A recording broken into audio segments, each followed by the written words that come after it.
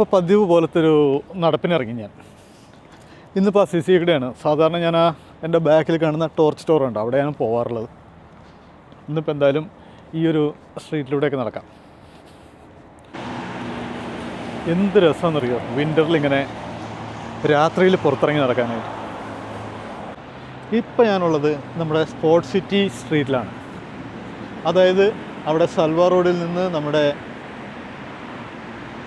ടാറ്റ സിഗ്നലിൻ്റെ അവിടുന്ന് നേരെ വില്ലാജിയോ ഭാഗത്തേക്ക് പോകുന്ന റോഡാണിത്. ഇവിടുത്തെ സ്ട്രീറ്റുകൾ കാണുമ്പോൾ വെൽ ഓർഗനൈസ്ഡ് ആയിട്ട് തോന്നുന്നില്ലേ? അതുതന്നെയാണ് ഖത്തറിൻ്റെ ഭംഗി. ആ നടുക്കുള്ള മീഡിയനിൽ ഈന്തപ്പനകൾ വെച്ച് പിടിപ്പിച്ചിട്ടുണ്ട് ഈ സ്ട്രീറ്റിൻ്റെ. ഇവിടുന്ന് നേരെ നടന്നു പോയി കഴിഞ്ഞാൽ നമുക്ക് വില്ലാജോ, അതുപോലെ തന്നെ ആസ്പെർ സോൺ, അതുപോലെ സ്പോർട്സ് സിറ്റി ആ ഭാഗത്തേക്കൊക്കെ പോകാം. ഇവിടെ ഈ ഭാഗത്തൊരു സ്കൂളുണ്ട്, ബെൽഗ്രേവിയ സ്കൂളാണ് ആ കാണുന്നത്. ഇവിടെ എല്ലാം നേരത്തെ നല്ല കാട് പിടിച്ച് കിടന്ന സ്ഥലമാണ്. ഇപ്പോൾ അതെല്ലാം ക്ലീൻ ചെയ്തു. ഇപ്പോൾ മരങ്ങൾ മാത്രമേ ഉള്ളൂ. രാത്രിയിലുള്ളൊരു വാക്കിന് നമുക്ക് എന്തൊക്കെ തരാൻ കഴിയും എന്ന് ആലോചിച്ച് നോക്ക്. സത്യം പറഞ്ഞാൽ ഈ ഒരു വാക്കിങ് കഴിഞ്ഞ് ചെന്ന് കഴിഞ്ഞാൽ പിന്നെ ഒന്നും ആലോചിക്കാനില്ല, നേരെ കിടന്ന് ഉറങ്ങുക എന്നുള്ളതാണ്. അടിപൊളിയാണ് ഇവിടെ. ഖത്തറിൻ്റെ ഈ ഒരു സ്ട്രീറ്റിൻ്റെ ഭംഗിയൊക്കെ കണ്ടുകൊണ്ട് നമുക്ക് ഇങ്ങനെ നടക്കാം. ഇത് കണ്ടോ, ഇതൊരു ടിപ്പിക്കൽ ബസ് സ്റ്റോപ്പാണിത്. വളരെ ചെറിയ ഒരു ഫ്യൂച്ചറിസ്റ്റിക് ഡിസൈനുള്ള ബസ് സ്റ്റോപ്പ്. ഇരിക്കാനായിട്ട് 2 കസേരകളുണ്ട്. അതുപോലെ ബസ്സിൻ്റെ വിവരങ്ങളും കാര്യങ്ങളൊക്കെ എഴുതി വെച്ചിട്ടുണ്ട്. അങ്ങനെ സിംപ്ലിഫൈഡ് ആയിട്ടുള്ള ഒരു ഡിസൈനാണ്. ഇതൊക്കെയാണ് ഇവിടുത്തെ ഈ ഒരു സ്ട്രീറ്റിൻ്റെ കാഴ്ചകൾ. അതുപോലെ ട്രാഫിക് സിഗ്നൽസ് കണ്ടോ, നമുക്ക് വണ്ടി ഓടിക്കുന്ന സമയത്ത് മോർ വിസിബിളായിട്ട് നമുക്കത് കാണാം. അല്ലാതെ നാട്ടിൽ ഞാൻ ഇപ്രാവശ്യം പോയപ്പോൾ, നാടിനെ കുറ്റം പറയല്ല, ഈ ട്രാഫിക് സിഗ്നലുകൾ കാണാൻ പോലും ഉണ്ടായിരുന്നില്ല. ചില സ്ഥലത്ത് ഒരു റെഡ് ലൈറ്റ് ആണെങ്കിൽ ഒരു ലൈറ്റ് മാത്രമേ ഉണ്ടായിട്ടുള്ളൂ അവിടെ. അത് വളരെ ശ്രദ്ധിച്ചിരുന്നില്ലെങ്കിൽ ആ ലൈറ്റിലേക്ക് ചിലപ്പോൾ മരങ്ങളുടെ ഇലകളൊക്കെ വന്ന് അതിൻ്റെ വിസിബിലിറ്റി പോലും നഷ്ടമായിട്ടുള്ള രീതിയിലാണ് ഉണ്ടാവുക. ആളുകൾക്ക് ട്രാഫിക് സിഗ്നൽ പ്രോപ്പറായിട്ട് പാലിക്കണമെങ്കിൽ അതിൻ്റെ പ്രോപ്പറായിട്ടുള്ളൊരു വിസിബിലിറ്റി ഉണ്ടാവണം. ഇവിടെ ആ ഒരു ട്രാഫിക് സിഗ്നലിൻ്റെ പോസ്റ്റിൽ തന്നെ 4 റെഡ് ലൈറ്റുകളാണ് നമുക്ക് കാണാൻ കഴിയുക. അതൊക്കെയാണ് ഇവിടുത്തെ പ്രത്യേകത. അതുപോലെ ഈ സ്ട്രീറ്റൊക്കെ വെൽ ഓർഗനൈസ്ഡ് ആണ്. ഒന്ന് ആലോചിച്ച് നോക്ക്, എന്ത് ഭംഗിയാണ് ഇവിടെ എല്ലാം കാണാനായിട്ട്. റോഡിൽ നല്ല രീതിയിൽ റോഡ് മാർക്കിങ്ങുകളുണ്ട്. ഇപ്പോൾ വരുന്ന പല വണ്ടികൾക്കും ഈ ലൈൻ അലേർട്ടുകളുണ്ട്, ലൈൻ ട്രാഫിക്. അതായത് വണ്ടി ലൈനിൽ നിന്ന് പോവുകയാണെങ്കിൽ നമുക്ക് സ്റ്റിയറിംഗ് വീലിലൊരു വൈബ്രേഷൻ വരും. ആ ഒരു സിസ്റ്റം പ്രോപ്പറായിട്ട് കാറിൻ്റെ സിസ്റ്റത്തിന് മനസ്സിലാവണമെങ്കിൽ റോഡിൽ പ്രോപ്പറായിട്ടുള്ള മാർക്കിങ്ങുകൾ വേണം. ലൈൻ പ്രോപ്പറായിട്ട് മാർക്ക് ചെയ്തിരിക്കണം, എങ്കിൽ മാത്രമേ ആ ഒരു സിസ്റ്റം പ്രോപ്പറായിട്ട് ഫങ്ഷൻ ചെയ്യുള്ളൂ. അപ്പോൾ ഞാനിപ്പോൾ എന്തായാലും ഇവിടുന്ന് ഇങ്ങനെ നടന്ന് വീണ്ടും ഈ ഒരു റോഡിലൂടെ പോയി അടുത്ത ജംഗ്ഷനിൽ നിന്ന് ലെഫ്റ്റ് പോയി കഴിഞ്ഞാൽ തുടക്കമുണ്ടായിരുന്ന ആ സ്ഥലത്ത് തന്നെ ഞാൻ എത്തും. CCയിലെ ഈ സ്ട്രീറ്റ് നിങ്ങൾക്ക് ഇഷ്ടപ്പെട്ടോ? നല്ല ഭംഗിയുള്ള കാഴ്ചകളാണ്.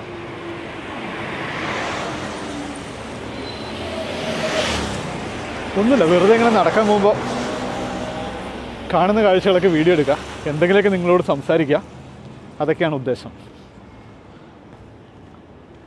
ഇവിടുത്തെ പബ്ലിക് ട്രാൻസ്പോർട്ട് വരുന്നുണ്ട്, ഞാൻ കാണിച്ചു തരാം. നല്ല ഫ്യൂച്ചറിസ്റ്റിക് ആയിട്ടുള്ള ബസ്സുകളാണ്. ഇത് ചൈനയുടെ ബസ്സാണ്. യൂത്തോങ് കമ്പനി എന്ന് പറയുന്ന കമ്പനിയുടെ ബസ്സുകളാണത്. മിക്കതും അതാണ്. ഇവിടെ പബ്ലിക് ട്രാൻസ്പോർട്ട് ഓപ്പറേറ്റ് ചെയ്യുന്നത് കർവ എന്ന് പറയുന്ന കമ്പനിയാണ്. മൊവസലാത്ത് എന്നും പറയും. ഈ മൊവസലാത്താണ് ഇവിടെ പബ്ലിക് ട്രാൻസ്പോർട്ട് ഓപ്പറേറ്റ് ചെയ്യുന്നത്.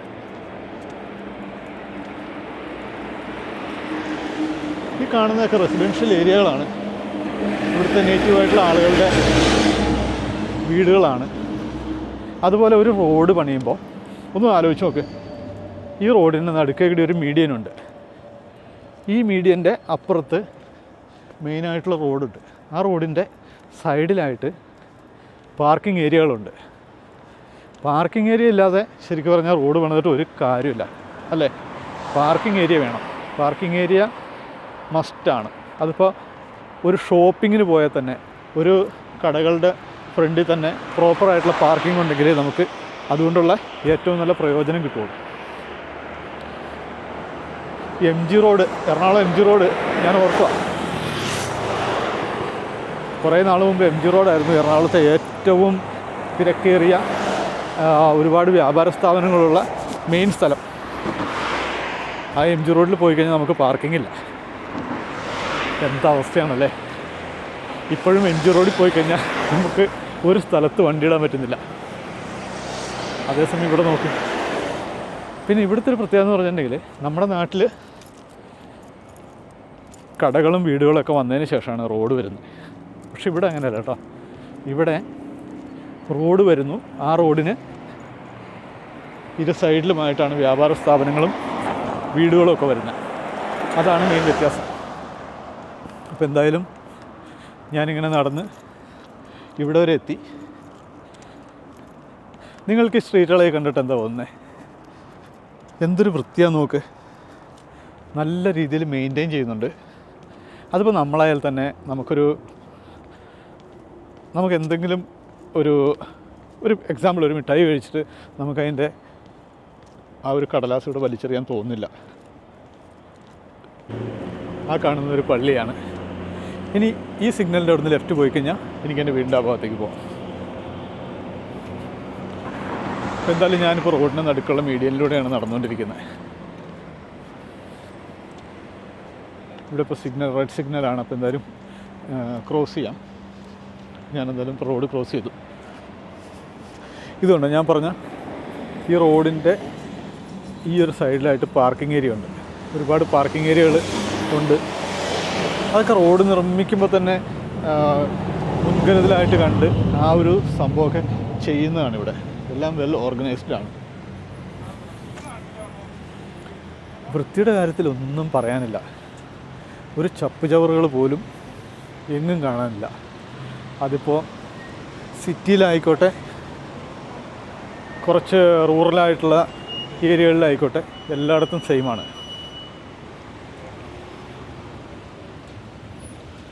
പിന്നെ ഇവിടുന്ന് എൻ്റെ പുറകിലേക്ക് കണ്ടോ, ഈ സ്ട്രീറ്റിലൂടെ നേരെ ബാക്കിലേക്ക് നടന്നു കഴിഞ്ഞാൽ നമുക്ക് ഖലീഫ ഇൻ്റർനാഷണൽ സ്റ്റേഡിയത്തിൻ്റെ അവിടെ എത്താം.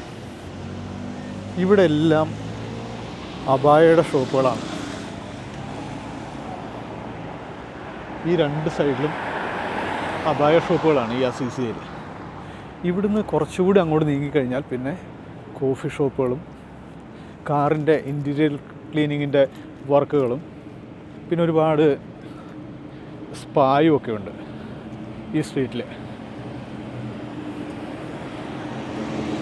അസീസിയ സ്ട്രീറ്റിൽ കൂടെ ഇറങ്ങി നടക്കാൻ തന്നെ നല്ല രസമാണ് രാത്രിയിൽ. ഇപ്പോൾ ഇവിടുത്തെ കടകളൊക്കെ ഓൾമോസ്റ്റ് പൂട്ടി. 10 മണിയായിട്ടുണ്ട് കേട്ടോ. അതുകൊണ്ടാണ് 10 മണിക്ക് ഇവിടെ ഷോപ്പുകളെല്ലാം, ഈ സ്ട്രീറ്റിലെ ഷോപ്പുകൾ മിക്കതും ക്ലോസ് ചെയ്യും. പിന്നുണ്ടാവുക ടീ ഷോപ്പുകളും കോഫി ഷോപ്പുകളൊക്കെയാണ്.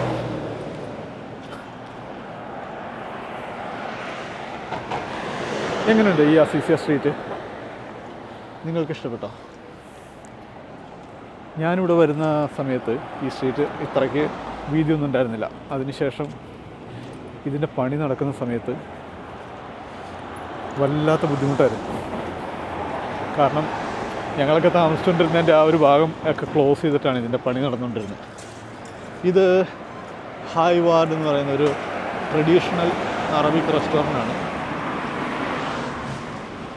അങ്ങനെ കുറേ സ്ഥാപനങ്ങളൊക്കെ ഉണ്ട്. ഇനി കുറച്ചും കൂടി മുമ്പോട്ട് നടക്കുമ്പോൾ ടീ ടൈം ഉണ്ട്. ടീ ടൈം നമുക്കറിയാലോ, ഖത്തറിലെ ഏറ്റവും വലിയ ടീ ഷോപ്പ് ശൃംഖലയാണ് ടീ ടൈം. പിന്നെ ഇപ്പം എന്തായാലും ക്ലൈമറ്റ് തണുപ്പായി തുടങ്ങി. അപ്പോൾ എനിക്കിന്ന് പറയാനുള്ളത് ഈ ഒരു സ്ട്രീറ്റിൻ്റെയൊക്കെ വൃത്തി തന്നെയാണ് ഏറ്റവും ഇമ്പോർട്ടൻ്റ് ആയിട്ട് എടുത്തു കാണിക്കാനുള്ളത്. ആരും തന്നെ ചപ്പുചവറുകളൊന്നും വലിച്ചെറിയുന്നില്ല. പക്ഷേ മറ്റൊരു കാര്യം പറയാതിരിക്കാൻ വയ്യ, എല്ലായിടത്തും ട്രാഷ് ബിൻ വെച്ചിട്ടുണ്ട്. അതുപോലെ ആളുകൾ ഇടുന്ന വേസ്റ്റ് പ്രോപ്പറായിട്ട് എല്ലാ ദിവസവും ഒരേ സമയത്ത് വന്ന് ഡിസ്പോസ് ചെയ്യുന്നുണ്ട്. അതുകൊണ്ടൊക്കെ തന്നെയാണ് ഇവിടെ ഇത്ര നീറ്റായിട്ട് കിടക്കാനായിട്ട് കാരണം. അപ്പം അങ്ങനെ നടന്ന് ഞാനിപ്പോൾ ഏകദേശം തിരിച്ച് വീടിൻ്റെ ഭാഗത്തേക്ക് എത്താറായി. ഇവിടെ സത്യം പറഞ്ഞാൽ പാർക്കിംഗ് ഏരിയ കിട്ടാനായിട്ട് ഏറ്റവും വലിയ പാട്. കാറുകളുടെ എണ്ണം ഇവിടെ ഖത്തറിൽ കൂടുതലാണ്. ശരിക്കും ജനങ്ങളുടെ എണ്ണവും കാറുകളുടെ എണ്ണവും തമ്മിലുള്ളൊരു അനുപാതം നോക്കിക്കഴിഞ്ഞാൽ എനിക്ക് തോന്നുന്നു വളരെ കൂടിയ അനുപാതമാണ് ഖത്തർ എന്നീ രാജ്യത്തുള്ളത്. കാരണം പബ്ലിക് ട്രാൻസ്പോർട്ട് യൂസ് ചെയ്യുന്നതിനേക്കാൾ കൂടുതലായിട്ട് ആളുകൾ ഈ പറഞ്ഞ പോലെ ഇൻഡിവിജ്വലായിട്ടുള്ള വാഹനങ്ങളാണ് യൂസ് ചെയ്യുന്നത്. അതുകൊണ്ട് തന്നെ കാറുകളുടെ എണ്ണം കൂടുതലാണ്. അതിപ്പോൾ എവിടെ നോക്കിയാലും അതെ, ഏത് സ്ട്രീറ്റിൽ നോക്കിയാലും നമുക്ക് കാറുകളുടെ എണ്ണമാണ് ഏറ്റവും കൂടുതലായിട്ട് കാണുക. അതിൽ തന്നെ ടൊയോട്ടയുടെ വണ്ടികളാണ് ഖത്തറിൽ ഏറ്റവും കൂടുതലുള്ളത്. ഈ അസീസിയ സ്ട്രീറ്റ് ഇത് ഡിസൈൻ ചെയ്തിരിക്കുന്നത് നോക്കൂ. മെയിൻ സ്ട്രീറ്റും അതിനപ്പുറം ഇപ്പുറമായിട്ട് ഒരു സർവീസ് റോഡും, ആ സർവീസ് റോഡിന് ഇപ്പുറത്തായിട്ട് പാർക്കിംഗ് ഏരിയ ആണുള്ളത്. ഇതുപോലെ ഇത്ര വീതിയിൽ നേരത്തെ തന്നെ സ്ഥലം അക്വയർ ചെയ്തിട്ടതാണ് ഇവിടെ. കാരണം മുന്നോട്ടുള്ള ഭാവി മുന്നിൽ കണ്ടുകൊണ്ട് തന്നെ അങ്ങനെയാണ് വേണ്ടത് ശരിക്കും. ഭാഗത്തേക്ക് വരുമ്പോൾ കൂടുതലും ബേക്കറിയും പേസ്ട്രി ഷോപ്പുകളൊക്കെയാണുള്ളത്. അതുപോലെ ടൈലറിങ് ഷോപ്പുണ്ട്, പിന്നെ പെർഫ്യൂം ഷോപ്പുകളുണ്ട്. ഈ സ്ട്രീറ്റിൽ കിട്ടാത്തതായിട്ടൊന്നുമില്ല കേട്ടോ, അത്രയ്ക്ക് എല്ലാം കിട്ടുന്നൊരു ഷോപ്പാണ്. ഇതുണ്ട്, ഇത് എക്സ്ക്ലൂസീവ് പെർഫ്യൂംസ് എന്ന് പറഞ്ഞിട്ട് പെർഫ്യൂമിന് വേണ്ടി മാത്രമുള്ളൊരു ഷോപ്പാണ്. എഡിഷൻ പെർഫ്യൂംസ് ഉണ്ട്. അങ്ങനെ ശരിക്കും പറഞ്ഞാൽ പലതരം ബിസിനസ്സുകൾ, അത് കുറച്ച് ഏരിയ ഫോക്കസ് ചെയ്തിട്ടാണ് ഉണ്ടാവുക. അതിപ്പോൾ അങ്ങനെയാണല്ലോ, ഒരു റെസ്റ്റോറൻറ്റ് ക്ലിക്കായി കഴിഞ്ഞാൽ ആ ഏരിയയിൽ 1, 2, 3 റെസ്റ്റോറൻറ്റ്സ് വീണ്ടും വരും.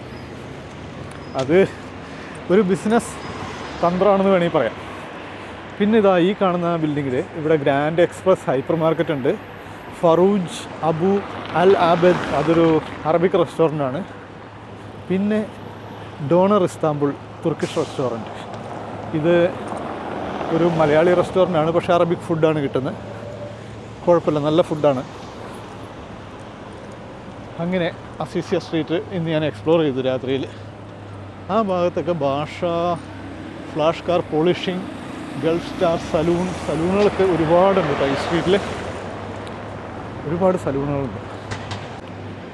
ഇവിടെ കുറച്ച് ആഴ്ചകൾക്ക് മുമ്പ് ഇവിടെ ഈ അസീസിയ സ്ട്രീറ്റിൻ്റെ ബിൽഡിങ്ങുകളുടെ സൈഡിലായിട്ട്, അതായത് ക്രോസ് റോഡ് തുടങ്ങുന്നിടത്ത് ഇതുപോലുള്ള ആർട്ട് വർക്കുകൾ ചെയ്തിട്ടുണ്ടായിരുന്നു. ഇത് ശരിക്കും പറഞ്ഞിട്ടുണ്ടെങ്കിൽ വളരെ കുറഞ്ഞ ദിവസം കൊണ്ടാണ് അവർ ചെയ്തത്. വേൾഡ് ഫേമസ് ആയിട്ടുള്ള ആർട്ടിസ്റ്റുകൾ വന്ന് ചെയ്ത വർക്കാണത്. ഞാനതൊരു ദിവസം വീഡിയോ എക്സ്പ്ലോർ ചെയ്യാം കേട്ടോ. കാരണം എന്താ വെച്ചിട്ടുണ്ടെങ്കിൽ എനിക്കിപ്പോൾ ഞാനത് പലപ്പോഴും വീഡിയോയിൽ കാണിക്കണമെന്ന് വിചാരിച്ചിട്ടുണ്ടായിരുന്നു, പക്ഷേ സമയം കിട്ടിയിരുന്നില്ല. അതുകൊണ്ട് തന്നെ പിന്നെ മിക്കപ്പോഴും ഇതുപോലെ രാത്രിയാവും. ഇതുപോലെ രാത്രിയാകുമ്പോൾ പിന്നെ അതിൻ്റെ വിഷ്വൽ ക്ലാരിറ്റി അത്രയ്ക്ക് ഉണ്ടാവില്ലല്ലോ. അപ്പോൾ അതുകൊണ്ട് തന്നെ ഞാനത് പിന്നത്തേക്ക് മാറ്റി വയ്ക്കുകയാണ് ചെയ്തത്. ഇനിയിപ്പോൾ ഞാൻ ഈ വഴിയിലൂടെ നടന്ന് തിരിച്ച് ഞാൻ വന്ന സ്ഥലത്തേക്ക് തന്നെ പോകാം. അപ്പോൾ ഏകദേശം ഒരു 3 കിലോമീറ്റർ ആയിട്ടുണ്ടാവും. ഇപ്പോൾ ഒരു 3 കിലോമീറ്റർ നടന്നു. ശരിക്കും പറഞ്ഞിട്ടുണ്ടെങ്കിൽ നമ്മുടെ ശരീരത്തിന് നമ്മൾ മൂവ്മെൻറ്റ് കൊടുക്കണം. എക്സർസൈസ് കൊടുക്കാതിരുന്നിട്ട് കാര്യമില്ല. നമ്മൾ എങ്കിൽ മാത്രമേ നമുക്ക് ശരീരത്തിന് മൂവ്മെൻറ്റ് ഉണ്ടെങ്കിൽ മാത്രമേ നമുക്ക് നമ്മുടെ മെറ്റാബോളിസം കാര്യങ്ങളൊക്കെ കറക്റ്റ് ആവുള്ളൂ. ഓരോ സ്ട്രീറ്റിൻ്റെയും ഡിസൈനും സ്ട്രീറ്റ് ലൈറ്റിൻ്റെ ഡിസൈനും ഒക്കെ കുറച്ച് വ്യത്യസ്തമാണ്. അതുപോലെ എല്ലായിടത്തും മാക്സിമം ചെറുതാണെങ്കിലും ഒരു ഗാർഡനെങ്കിലും സെറ്റ് ചെയ്യാനായിട്ട് ഇവർ ശ്രദ്ധിച്ചിട്ടുണ്ട്. ഇവിടെ മാക്സിമം ഗ്രീനറി കൊണ്ടുവരിക എന്നുള്ളതാണ്. നമുക്കറിയാം, നമ്മുടെയൊക്കെ വീട്ടിലൊരു നാട്ടിൽ ഇത്ര മഴ ലഭിക്കുന്ന സ്ഥലത്ത് ഒരു ചെടി നട്ടു വളർത്തി കഴിഞ്ഞാൽ അത് വളർന്നു പിടിക്കാനായിട്ട് ഭയങ്കര പാടാണ്. അങ്ങനെയുള്ള സാഹചര്യത്തിലാണ് ഇവിടെ വേനൽക്കാലത്ത് ഒരു 49 ഡിഗ്രി സെൻറ്റിഗ്രേഡ് വരെ വരുന്ന സമയത്ത് സർവൈവ് ചെയ്ത ചെടികളാണ് ഈ നിൽക്കുന്നത്. ഒന്ന് ആലോചിച്ച് നോക്ക്. അത് സർവൈവ് ചെയ്യാനായിട്ടുള്ള കാരണം എന്ന് പറഞ്ഞാൽ ഇവിടുത്തെ തൊഴിലാളികളുടെ ആ ഒരു അത്രയ്ക്ക് ഡെഡിക്കേറ്റഡ് ആയിട്ടുള്ള വർക്ക് കാരണമാണ്. കാരണം എല്ലാത്തിലും ഡ്രിപ്പ് ഇറിഗേഷൻ ഇട്ടിട്ടുണ്ട് കേട്ടോ. ഇതിലെ ഈ ചെടികളുടെയൊക്കെ ചുവട്ടിലൂടെ പൈപ്പ് ലൈൻ ഇട്ടിട്ടുണ്ട്. എപ്പോഴും അതിന് വെള്ളം ഒരു ഡ്രിപ്പ് ഇറിഗേഷൻ രീതിയിൽ ചെയ്ത് കൊടുക്കാനായിട്ട്. ഈ ഒരു മരം കണ്ടോ, ശരിക്കും മഞ്ഞ മന്ദാരമേ എന്നുള്ള പാട്ടൊക്കെ ഓർമ്മ വരും ഇത് കാണുമ്പോൾ. ഇത് വർഷത്തിൽ എല്ലാ മാസവും നിറയെ പൂക്കളുള്ളൊരു ചെറിയൊരു മരമാണ്. നല്ല രസമാണിത്. ഇതൊക്കെ നമ്മുടെ ഓർമ്മയിൽ പൂത്തു നിൽക്കുന്ന മഞ്ഞ മന്ദാരമേ എന്നുള്ള ആ ഒരു പാട്ടിനെ അനുസ്മരിപ്പിക്കുന്ന രീതിയിലുള്ള ചെടികളാണ്. നിങ്ങൾക്ക് ഇവിടുത്തെ സ്ട്രീറ്റെല്ലാം കണ്ടിട്ട് എന്താ തോന്നുന്നത്? ഏറ്റവും കൂടുതൽ എന്താ നോട്ടീസ് ചെയ്യുന്നത്? സ്ട്രീറ്റിലെ വൃത്തിയാണോ അതോ സ്ട്രീറ്റിൻ്റെ ഡിസൈനാണോ? എന്താണെന്ന് വെച്ചാൽ കമൻറ്റ് ചെയ്യൂ. പൂച്ച സാർ, ഇവിടുത്തെ പൂച്ചകൾക്ക് വലിയ പണിയൊന്നുമില്ല. നന്നായിട്ട് ആഹാരം കിട്ടുന്നുണ്ട് ഇവിടുത്തെ പൂച്ചകൾക്ക്. കാരണം ഫുഡ് വേസ്റ്റ് അത്രയ്ക്ക് ഉണ്ടാവും ഓരോ വീടുകളിൽ നിന്നൊക്കെ. അതെല്ലാം ആ വേസ്റ്റ് ബിന്നിൽ കൊണ്ട് തട്ടുണ്ടാവും. അവിടുന്ന് പൂച്ച കഴിക്കുക, എവിടെയെങ്കിലും കിടന്നുറങ്ങുക. അടിപൊളി ലൈഫാണ്. പൂച്ചകൾക്ക് ഒന്നും ആലോചിക്കാനില്ല, ഒന്നും ആലോചിക്കാനില്ലാത്ത ലൈഫാണ്. No tension. ഇത് കണ്ടോ, ഇതൊരു മൊബൈൽ ടവറാണ്. ആ ടവർ വരെ ഇവിടെ ഭംഗിയാക്കിയിരിക്കുക. കാരണം അതിൻ്റെ പുറമേട്ട് കാണുന്ന ഭാഗങ്ങളെല്ലാം ഒരു റെക്സിൻ പോലത്തെ സാധനം വെച്ചിട്ട് ഒരു സിലിണ്ടറിക്കൽ ഷേപ്പിൽ ചെയ്തു വെച്ചിട്ടുണ്ട്. ഇതൊക്കെയാണ് ഇവിടുത്തെ കാഴ്ചകൾ. അപ്പോൾ ഇന്ന് നിങ്ങൾ ദോഹയിലെ അസീസിയ എന്ന് പറയുന്ന ഈ സ്ഥലം എക്സ്പ്ലോർ ചെയ്തല്ലോ അല്ലേ? വീടുകളുടെ മതിലിനൊക്കെ നല്ല ഉയരമുണ്ട്. പിന്നെ ആ പള്ളി, ഈ ചെറിയൊരു ഗാർഡൻ, അതിനപ്പുറം റോഡ് എന്ന് പറഞ്ഞാൽ പോരാ, വൃത്തിയുള്ള റോഡ്. പിന്നെ അങ്ങകലെ ടോർച്ച് ടവർ. അതിങ്ങനെ ദോഹയുടെ ഐക്കണായിട്ട് നിൽക്കുകയാണ്. എന്തായാലും എനിക്ക് ഭയങ്കര ഹാപ്പിനെസ്സാണ് ഇങ്ങനെ നടക്കുമ്പോൾ. വെറുതെ ഇങ്ങനെ മുഷിഞ്ഞ് വീട്ടിലിരിക്കാതെ മൊബൈൽ നോക്കി കണ്ണ് കളയാതെ ഇങ്ങനെ കുറേ നേരം നടക്കണം. രാത്രിയിൽ ഇങ്ങനെ നടന്നിട്ട് വീട്ടിൽ ചെന്ന് കയറി നേരെ കിടന്നുറങ്ങുമ്പോൾ ഉണ്ടല്ലോ നല്ല സുഖമാണ്. അപ്പോൾ ഓക്കെ, ഇന്നത്തെ വാക്കിംഗ് കഴിഞ്ഞു. അപ്പോൾ ഞാൻ പോവുകയാണ്. എല്ലാവർക്കും ഗുഡ് നൈറ്റ്. ഈ പള്ളിയുടെ വ്യൂ ഒരിക്കൽ കൂടി എൻ്റെ എല്ലാ വീഡിയോയിലും ഉണ്ട് കേട്ടോ. അതെന്ന് പറഞ്ഞിട്ടുണ്ടെങ്കിൽ അത്രയ്ക്ക് മനോഹരമായൊരു വ്യൂ ആണ്. എത്ര കണ്ടാലും മതിയാവില്ല. അതങ്ങനെയാണല്ലോ, നമുക്ക് നല്ലൊരു ആർക്കിടെക്ചർ ഡിസൈനിലുള്ള ഒരു നിർമ്മിതി കാണുമ്പോൾ എല്ലാവർക്കും ഇഷ്ടമാണ്. അതുതന്നെയാണ് നമ്മുടെ ഭൂമിയുടെ ഭംഗി. ഓരോ രാജ്യത്തിൻ്റെയൊക്കെ ഭംഗി എന്ന് പറഞ്ഞാൽ അതുകൊണ്ടല്ലേ, അതുതന്നെയാണ്. അപ്പോൾ എല്ലാവർക്കും ഗുഡ് നൈറ്റ്. ഞാനിപ്പോൾ എൻ്റെ വണ്ടിയിൽ നിന്ന് കുറച്ച് സാധനങ്ങൾ എടുക്കാനുണ്ട്. അപ്പോൾ അതെടുത്തിട്ട് നേരെ പോവാണ്. ബൈ.